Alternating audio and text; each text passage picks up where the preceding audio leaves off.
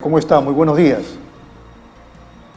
Muy buenos días, un gusto estar con ustedes. Es un gusto, señor Fonseca. Hay tres temas concretos para que el tiempo no se nos agote tan rápido. El tema del pronunciamiento de la presidenta del Congreso en Piura hace días, que un poquito se ha tratado de que pase por agua tibia, cuando ella dice blancos y indios unidos, ¿no? Algo de eso dijo.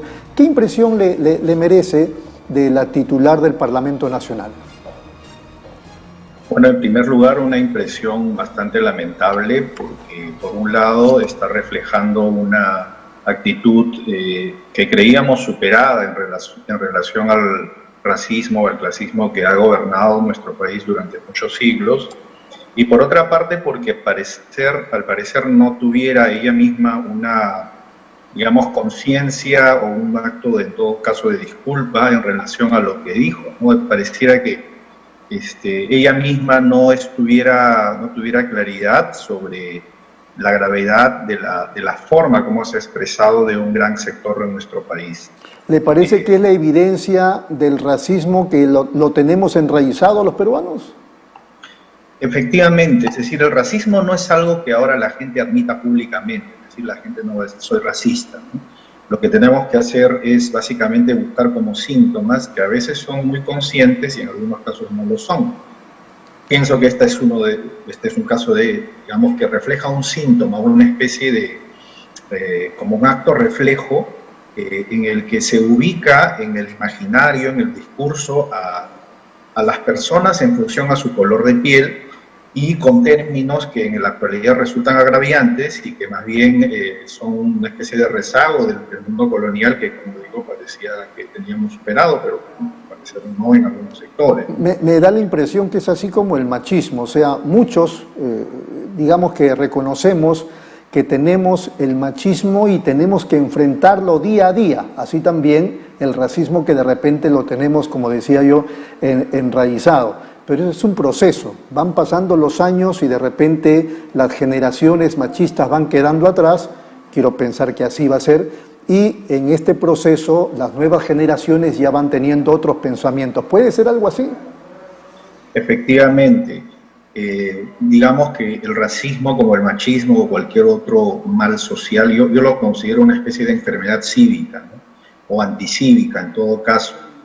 Es algo que consciente y racionalmente deberíamos todos rechazar. Sin embargo, debemos reconocer que hemos crecido todos en un ambiente en el que estas prácticas, estos discursos son más o menos comunes y aceptados, a veces hasta celebrados.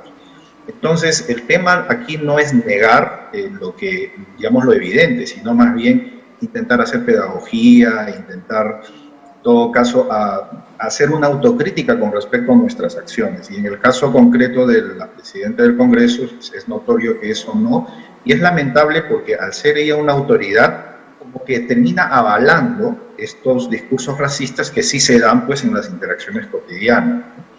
Yo creo que en ese punto hay que, digamos, también cuestionar esta falta de pedagogía cívica.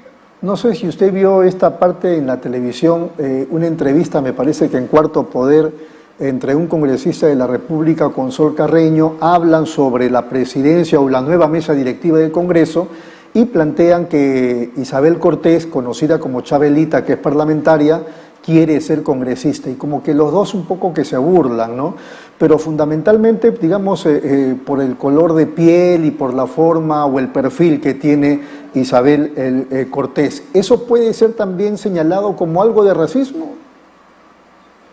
Perdón, creo que sí, básicamente por una cuestión comparativa, es decir, al anunciar la congresista Cortés su candidatura, provoca una reacción de desdén y una reacción, digamos, de burla y de asociación de su perfil con la ignorancia, con la falta de preparación, ¿no? Eso, digamos, está claro en las declaraciones que hicieron estos periodistas.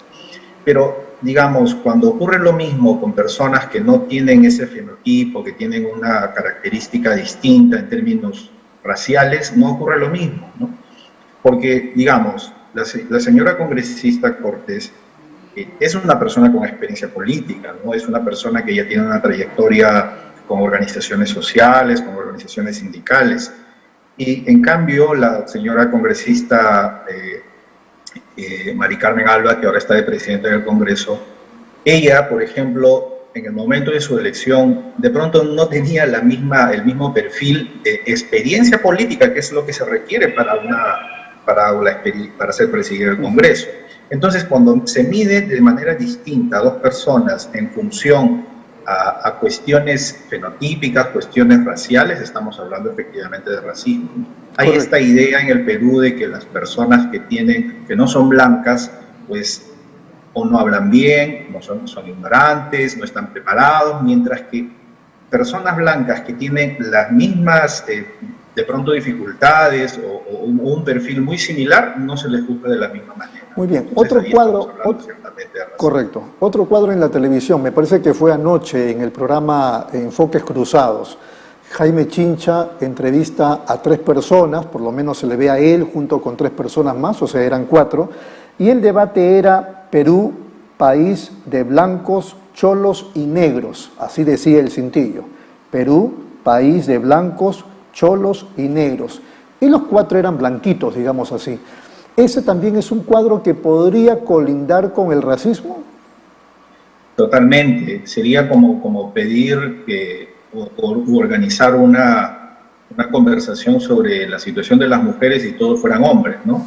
Es decir, si estamos hablando de diversidad, de unidad entre las diferencias, pues eso también tendría que reflejarse no solo en la pantalla, en términos de las personas, de los rostros que se muestran, sino también en los discursos de respeto a las diferentes maneras que tienen cada sector social, cada sector étnico en nuestro país, digamos, de visibilizarse, ¿no? Entonces, hay, por ejemplo, personas que se burlan, ¿no?, de esta indignación de la ciudadanía con respecto a este tema, ¿no? Y dicen, bueno, esto no es como que se estuviera atizando la división, cuando más bien esta, digamos, manera de invisibilizar al otro subordinado, al otro oprimido, es una forma finalmente de violencia, y eso es lo que finalmente hay que cuestionar, pues desde una perspectiva, insisto, cívica y republicana. Es decir, ya no estamos en la colonia, y los términos asociados al mundo colonial deberían ser superados. Si alguien, en particular una autoridad pública, no lo reconoce, entonces estamos en graves problemas, porque, como digo, la gente más joven, los estudiantes, suelen ver a las autoridades como digamos, personas a quienes emular. Claro, y, claro. y en este caso tenemos personas que no son emulables de ninguna manera, al menos en este punto. Pero sí, percibe usted que las nuevas generaciones ya ven estas taras, vamos a calificarlas de taras, estas taras las ven como cosas que no pueden estar con ellos también, o sea, que ellos también tengan ese mismo sentimiento. ¿Percibe usted eso? Yo creo que sí, en general las diferentes formas de diversidad son cada vez más aceptadas entre las generaciones más jóvenes, ¿no? Y creo que es incluso a pesar de los malos ejemplos de los políticos, a pesar incluso de algunos problemas en la cuestión educativa, ¿no? Yo creo que, por ejemplo, el tema de racismo en general, al menos en términos explícitos, es muy rechazado por los muchachos, por los jóvenes. Yo soy profesor universitario y lo percibo en mis clases. Tengo alumnos de diferentes partes del país, en una universidad privada, y hay un esfuerzo siempre digamos, de aceptación plena. Sin embargo, yo siempre les digo a los chicos, eso no significa que no vayamos a cometer en algún momento un error, un exabrupto, porque estamos criados, insisto en esto, es decir, a veces se nos puede salir incluso una frase machista. Y en ese caso lo que uno tiene que hacer es simplemente corregirse, pedir disculpas y aprender, ¿no? A lo que quiero llegar es que por más que tengamos toda la intención de superar estas taras, siempre se nos puede salir. Entonces hay que intentar hacer pedagogía entre todos nosotros. Así es. No intentar disculpar, decir que ha sido uno malinterpretado o que he sacado de contexto, en fin, todas las excusas que a veces se colocan, ¿no? Si uno cometió un error, lo asume, aprende y mejora como ser humano, como ciudadano. Ese es el propósito finalmente de la educación y también de la democracia. Así es, esa es la idea. Señor Fonseca, ha sido muy amable, muchas gracias por su atención. Un gusto. Un gusto haber estado con ustedes. Un abrazo, muy amable. Ha sido Juan Fonseca, historiador, profesor en la Universidad del Pacífico, la UPC, y formado además en la Pontificia Universidad Católica del Perú.